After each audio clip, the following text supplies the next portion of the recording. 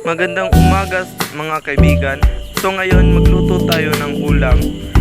Una nating gagawin, painitin ang kawali.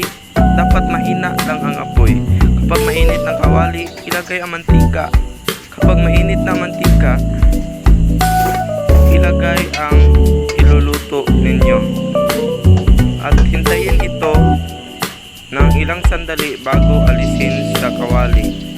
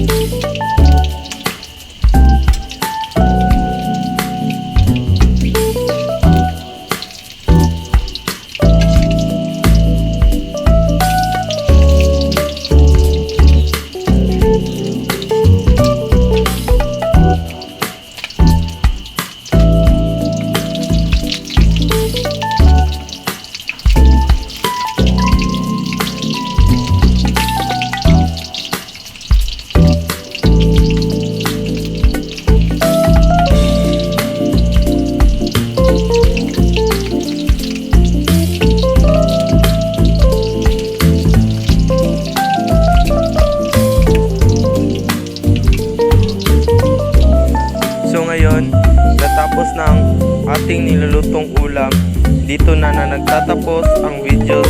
Salamat sa panonood, paki-like and share.